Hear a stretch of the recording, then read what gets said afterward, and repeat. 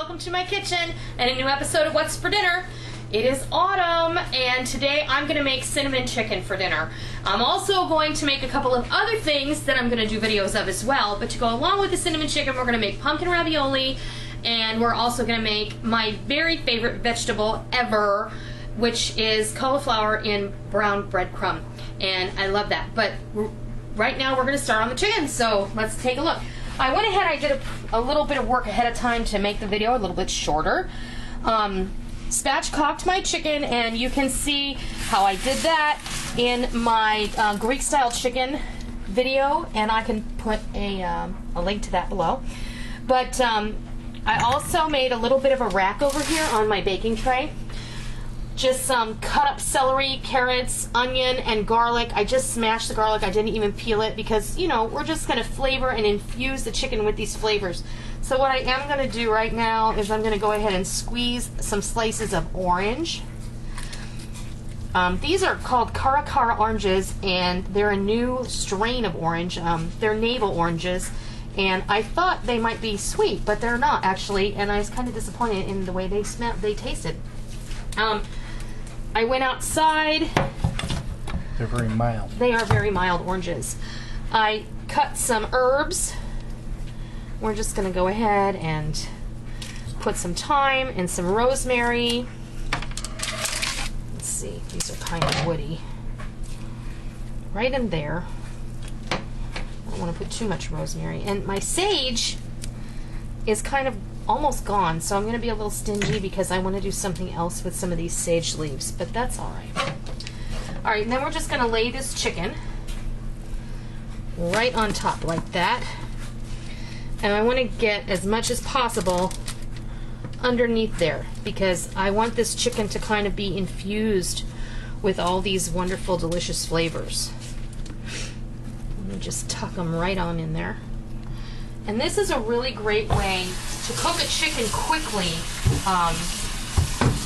and not have to worry that the inside isn't finished or what have you. So let me wipe up really quick over on this side.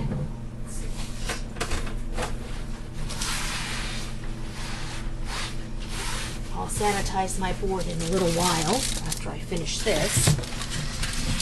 Now, I have to tell you a little story about the cinnamon chicken. When I was growing up, just like a lot of other young ladies, I read the Little House on the Prairie books by Laura Ingalls Wilder. Now, for those of you who might remember, when Laura first met Almanzo, her future husband, he was introduced to her as Almanzo, and then her sister, his sister Eliza Jane, said, but we call him Manny. Okay, so Laura was completely dumbstruck and was just overtaken by Almanzo's charms and looked at him and said, hello, Manly. And I'll never forget that. You know, I was probably in 7th or 8th grade, but in any case, the very first meal that Laura ever made for Almanzo was cinnamon chicken, because he claimed that it was his favorite meal. And this may not be exactly how Laura made that, but this is my version of cinnamon chicken. And what we're going to do on the top here is I'm going to put a little bit of olive oil.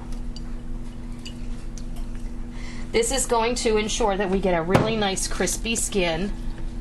And I'm going to massage this all over the bird. And then we're going to put some poultry seasoning on here.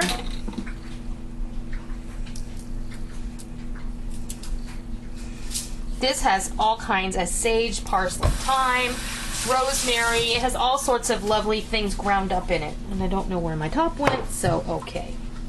I hope it didn't go in there. I'll find it. I've got some onion powder.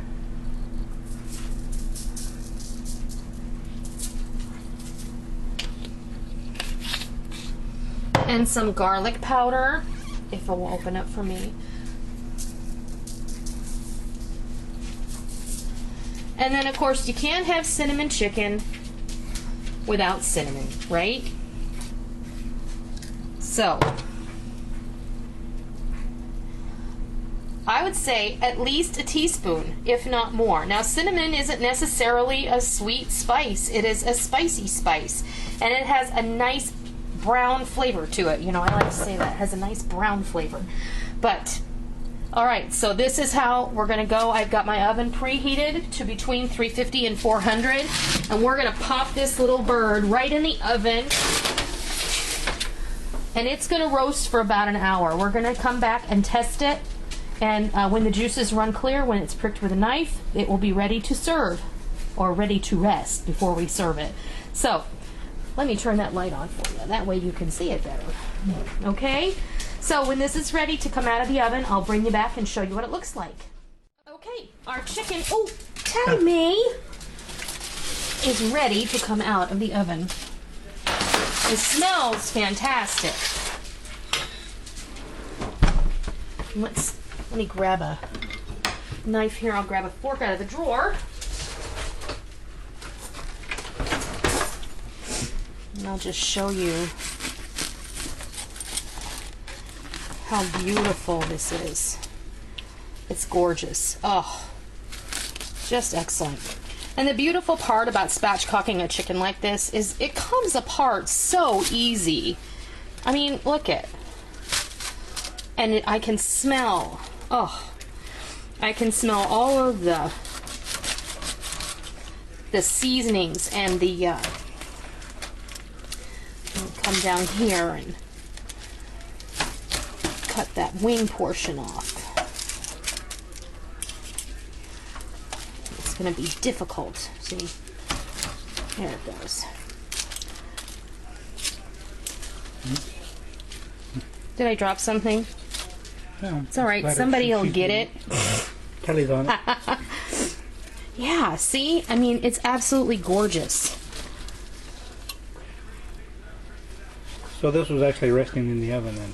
It was, because I had turned the oven on like 15 minutes ago, so absolutely. And that is how you carve up a spatchcock chicken, and it makes your cooking time, you cut your cooking time, I would say, I'd say this was in the oven for about an hour, so I'd say by 50%, well, maybe 25%. In any case, you can pick all the meat off of that there. That is a beautiful bird. And oh, listen to that crispy skin. And Molly and I will enjoy that. We fight over the crispy skin because tomorrow it won't be any good. So, okay, now we've got our chicken all cut up, and Rick has a drink that we really enjoy that we're going to share with you. Are you going to talk? No. You're not? Okay. You want me to tell him what it is? Mm-hmm. Okay.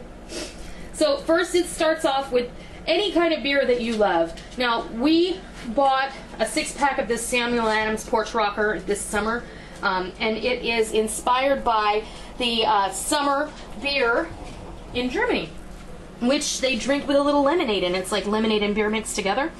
And it's really lovely. But what Rick likes to make us is what he calls bloody beer. And it is nothing more than your favorite beer mixed with tomato juice or V8 juice or any, vegetable or tomato-based juice.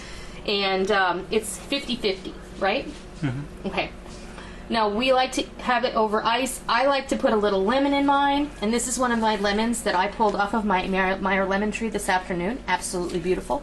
I gave it a squeeze. I also put a healthy dash of Tabasco in mine, and it is absolutely fantastic. That's a big difference. I just like this tomato juice in mine. And it's really good. Refreshing. But using the Sam Adams Porch Rocker makes all the difference. It does. It's really nice. It's fantastic. So that's the drink that we're enjoying tonight with our chicken dinner. I hope that you will spatchcock a chicken of your own. And no funny business with that word, by the way. And give it a try. You can do anything. If you're going to roast a chicken, do it this way. It saves a lot of time and a lot of effort, and it's a lot easier to cut up. So, I hope you try it. I hope you love it. And until next time, I'll see ya. You said spatchcock. I did.